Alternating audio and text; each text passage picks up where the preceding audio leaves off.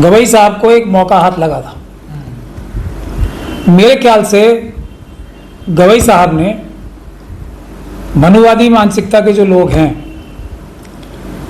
उनके दबाव में आके उस पिटीशन पे फैसला नहीं किया, वरना एक बहुत अच्छा फैसला उसमें हो सकता था कि आर्कियोलॉजिकल सर्वे ऑफ इंडिया की टीम नहीं, एक न्यूट्रल टीम जिसमें वो स्वयं अच्छे जो आर्कियोलॉजिकल साइंटिस्ट होते हैं ना, उनको एक टीम निर्धारित करते और सिर्फ खुजराहो की इस मूर्ति के विषय में नहीं, पूरे देश में, पूरे देश की जितनी भी मंदिर हैं और दूसरी जगह हैं वहां पे एक एसआईटी का गठन करके आदेश करते, भाई इसी जगह नहीं, सभी जगहों पे जो ओरिजिनल जो भी प्रतिमा थी उसको रिस्टोर किया जाएगा, वैसे के वैसे किया जाएगा। तो उसमें यह भी पता लग जाता कि इस मूर्ति जो जिसके विषय में केस डाला गया था उसमें सर किसका था और वो साइंस के हिसाब से तथ्यात्मक रूप से सही तरीके से वो रिस्टोर भी हो जाता। लेकिन मनुवादियों को बड़ी परेशानी हो जाती इसका, इस ऑर्डर से जो मैंने बताया। सब मूर्तियों की जांच होनी चाहिए। मैं नहीं, देखिए एक मनुवादी मानसिकता के व्यक्ति ने ही एप्लीकेशन लगाई थी। गवई साहब को अगर न्याय करना होता, अगर वो संवैधानिक रूप से न्याय करना चाहते, इतनी सारी पिटीशंस डलती हैं ना, उसमें तो लंबी लंबी सुनवाइयां होती हैं। ये एक इतनी महत्वपूर्ण जो पिटीशन आई थी उसमें एक तरह से उनका बचाव कर दिया, मेरा तो ये मानना है।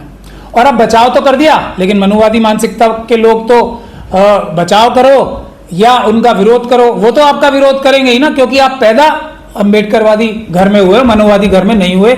ये हमारे जितने भी बड़े बड़े अधिकारी हैं, पोस्टों पे बैठे लोग हैं, उनको समझना चाहिए। आप कितनी भी कोशिश कर लो, कितनी भी मदद कर लो इनकी मनुवादी मानसिकता के लोगों की, ये आपके खिलाफ ही रहेंगे और आपको मारने का, आपको डराने का, आपके हक अधिकार छीनने का कोई भी रास्ता नहीं छोड़ेंगे। आप कोई भी काम कर लो। यहाँ विवाद तो मूर्ति को रिस्टोर, जैसा आपने कहा, मरम्मत करने के लिए कहा गया, तो बड़ा अच्छा मौका मिला था ना। यही क्यों सारी मूर्तियों की विश्लेषण हो जाता, इसका भी होता। मैं तो कह रहा हूं ना। पर वो ये कह रहे हैं ना कि सुप्रीम कोर्ट की न्यायपालिका का अधिकार क्षेत्र में नहीं है, ये तो एसआई का काम है। देखिए एएसआई को आदेश कर देते, मैं तो यही कह रहा हूं। एएसआई को नहीं, एएसआई से भी ऊपर गठित करते एक साइंटिस्ट की, आर्कियोलॉजिकल जो साइंस पढ़ते हैं लोग, उनकी एक कमेटी गठित कर देते कि भाई यही क्यों इतनी सारी मूर्तियां टूटी हुई हैं, इतनी सारी मूर्तियां बदली हुई सी लगती हैं, उसका सबका ये एक ही साथ में कर देना। इसको पीआईएल तो थी, एक पीआईएल ही थी ना ये। पीआईएल में तो जज को स्वयं एक्टिव होकर काम करना चाहिए था। इतना अच्छा इनके मौका हाथ में आया था न्याय करने का, बहुत बड़ा मौका गंवा दिया न्याय करने का, क्योंकि ये न्याय करना ही नहीं चाहते थे इस विषय में। ये बताइए ना मुझे, आप इनको कौन रोक रहा था? चाहे वो विष्णु जी की सर लगता वहां पे या जिसका भी लगता, लेकिन जीर्णोद्धार होता प्रॉपर साइंस के तरीके से, वैज्ञानिक तरीके से जीर्णोद्धार हो जाता। क्या बुराई थी इसमें? पर यहाँ तो उल्टे गवई साहब फंस गए ना, ये कहा जा रहा है हिंदू विरोधी है, सनातन विरोधी है। बिल्कुल फंसेंगे, करो आप उनकी और तरफदारी। हमारे देश में गवई साहब की, देखिए मैं तो लोगों को अच्छा लगे या बुरा लगे, मैं तो इन्हें इनका क्रिटिसिज्म करता हूं और बहुत दिन से कर रहा हूं। क्योंकि क्या एक जज सेकुलर न्यूट्रल तभी होगा जब वो अपने धर्म के खिलाफ फैसला करे? बताओ आप मुझे। गवई साहब के समय में मास्टर ऑफ द रोस्टर्स तो चीफ जस्टिस ही होते हैं ना। गवई साहब के समय में बौद्ध गया का विषय गवई साहब के टेन्योर में आया और चला भी जाएगा, चला जाएगा ना। अगर कोई बुद्ध समाज का एक विषय है, या तो उन्हें स्वयं डिसाइड करना चाहिए था, लेकिन वहां तो ये हो जाता जी कि ब्राह्मण समाज के अलावा यदि कोई भी जो मनुवादी मानसिकता के घरों में पैदा हुए लोग हैं, उनके अलावा या उनको छोड़ के कोई भी जज जो है वो न्यूट्रल नहीं होता जब तक कि वो अपने धर्म के खिलाफ कोई फैसला ना करे। यही उसकी सबसे बड़ी जो धर्म निरपेक्षता की सर्टिफिकेट होती है कि उसने अपने धर्म के खिलाफ जाके फैसला किया। तो गवई साहब को एक मापदंड तय करना चाहिए था कि अपने धर्म के का विषय भी अगर अपने आप तय करता है कोई, जैसे ब्राह्मण समाज के लोग तो करते हैं ना, अपने विषय भी, अपने धर्म के विषय भी स्वयं तय करते हैं, उनके ऊपर तो कोई इल्जाम नहीं लगता। तो उनको एक परंपरा बनानी चाहिए थी कि भाई मैंने बुद्ध समाज का ये फैसला किया और बिल्कुल पक्षपात विहीन होके, जो इतना बड़ा अन्याय हो रहा है कि महाबोधि महाविहार में जो पंडित ज्यादा हैं और जो बुद्धिस्ट कम हैं, मैंने सारे पंडित हटा दिए वहां से, सिर्फ बुद्धिस्ट रख दिए वहां पे, और ये न्यायपूर्ण फैसला है। तब इस याचिका में तो यही आरोप लग रहा है कि बौद्धिस्ट है इसलिए ये मजम्मत बना रहे हैं हिंदू देव देवताओं की। देखिए तो मैं यही तो कह रहा हूं ना, क्या आरोप लग रहा है कि इन्होंने मजाक बनाया, इन्होंने फैसला नहीं किया। लेकिन अगर इनको सेकुलर बताना था तो ये फैसला उनके हक में करते, सही है गलत? फैसला तो ये सही होता ना, उसको करने की अगर जुर्रत दिखाते गवई साहब तो बढ़िया बात होती, मैं भी उनकी तारीफ कर रहा होता आज। देखिए, जहां मनुवादी बात सही कह रहे हैं मैं उनकी तरफदारी भी करूंगा, उनको फैसला करना चाहिए था लेकिन निष्पक्ष रूप से। और उसी प्रकार से बुद्ध विहार का केस कोई सिर्फ बुद्ध समाज का केस नहीं है, वो भारत के संविधान का केस है, संविधान के की धज्जियां उड़ाने वाला केस है वो जो आज हो रहा है। तो उनको अगर वो सच्चे भारत के संविधान के मानने वाले थे, बाबा साहब के मानने वाले थे, तो उसमें एक मौका आया था उन्हें न्याय करने का, उन्होंने नहीं किया। जो अपने लिए न्याय नहीं कर सकता, अपने समाज के लिए जो पूरी दुनिया में मिसाल है अन्याय की, उसमें फैसला नहीं कर सकता, तो वो किसके लिए न्याय करेगा? महाबोधि विहार का मामला तो राज्य सरकार का है ना, उसमें सुप्रीम कोर्ट क्या करेगा बताइए? वो तो कानून बनाएगी विधानसभा। एप्लीकेशन कहाँ लगी हुई है? सुप्रीम कोर्ट में लगी हुई है ना। एक जो सुमित रतन बनते साहब है, उन्होंने मुझसे भी लगवा रखी है एक पिटीशन, यहाँ तो सुप्रीम कोर्ट में लगी हुई है पिटीशन, कितने सालों से लगी हुई है। पहले भी सरकार ने उसमें झूठ बोला, तो झूठ बोलते टाइम क्योंकि बुद्धिस्ट समाज का नुकसान हो रहा है ना, तब तो सब सही है, यही बात है ना, सब कुछ ठीक चल रहा है। अगर बाबरी मस्जिद के खिलाफ फैसला आता है, सब कुछ ठीक है। अभी वक्फ के खिलाफ संविधान की धज्जियां उड़ाते हुए फैसला आ गया, सब ठीक है, कोई दिक्कत नहीं है। नजीर साहब जो बाबरी मस्जिद के केस में एक जजमेंट लिखने वालों में से या जजमेंट पे अंगूठा लगाने वालों में से, मुझे नहीं पता क्या हुआ है क्योंकि ये क्लियरिटी आज तक नहीं आई है। वो बढ़िया जज हैं क्योंकि उन्होंने बाबरी मस्जिद के खिलाफ फैसला दिया। अगर वो बाबरी मस्जिद के पक्ष में फैसला देते तो वो अच्छे जज नहीं होते, ये तो है ही ना। पर तो सवाल ये है, जो कथावाचक अनुरुद्धाचार्य हैं वो खुलेआम धमकी दे रहे हैं सीजीआई साहब को, बताइए।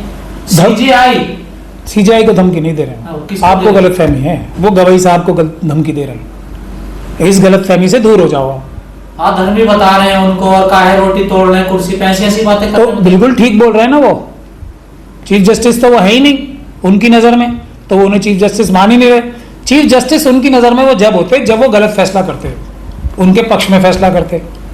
न्यायपूर्ण फैसला किया ही नहीं उन्होंने, तो अब जो अम्बेडकरवादी हैं वो भी उन्हें अच्छा चीज क्षेत्र में नहीं तो कैसे फैसला करते? पूरा उनके अधिकार क्षेत्र में, सुप्रीम कोर्ट के अधिकार क्षेत्र से कोई चीज बाहर नहीं है, बिल्कुल बाहर नहीं है।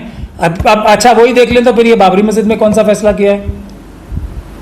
उनके अधिकार क्षेत्र में ही नहीं है ना, तो महाबोधि महाविहार का केस कैसे उनके सामने है? वो अधिकार क्षेत्र में है उनके। कौन सा केस है ये? संभल का केस, ये मथुरा का केस, ये ज्ञानव्यापी का केस, ये सारे केस उनके अधिकार क्षेत्र में, ये नहीं है उनके अधिकार। अनुरुद्धाचार्य के बयान के साथ है, मैं उनके साथ नहीं हूं, मैं तो ये बता रहा हूं। देखिए, वो तो अपना धर्म निभा रहे हैं, जो मनुवादी धर्म है, जो उनका ब्राह्मणवादी धर्म है, वो अपना सही निभा रहे हैं पूरा, जो भी उनका धर्म है। जो संविधान का धर्म निभाने के लिए चीफ जस्टिस के पद पे बैठे, वो अपना धर्म जो निभा रहे नहीं निभा रहे, मैं तो ये कह रहा हूं। ये बताइए आप, विषय तो ये है। तो क्या इसमें जो उनकी तारीफ, देखिए उन्होंने जो वर्गीकरण है रिजर्वेशन में, वो उन्होंने पास किया, उनकी सबने तारीफ की। ये काम करेंगे सब तारीफ करेंगे। उन्होंने जो ये कहा कि भाई क्रीमी लेयर जो बड़ी अच्छी चीज है, एक बार जो वो ले लेता है रिजर्वेशन, उसको अगली बार नहीं मिलनी चाहिए अगली जनरेशन को, सबने तालियां बजाई उनकी, क्योंकि उनके मनमाफिक बात कही उन्होंने। तीसरी बात, उन्होंने SC/ST एक्ट डाइल्यूट किया, सबने तारीफ की उनकी। अब ये सब करने के बाद, इतनी तारीफें बटोरने के बाद, जब वो चीफ जस्टिस बने, माननीय चीफ जस्टिस बने, अपने जो उनका गृह राज्य है महाराष्ट्र गए, उनको प्रोटोकॉल ही नहीं दिया।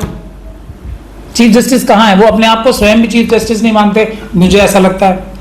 वरना महाराष्ट्र गवर्नमेंट के खिलाफ ऑर्डर पास करते, इतना बड़ा के खिलाफ भी करते, स्वायत्ता तो संज्ञान ले सकते हैं।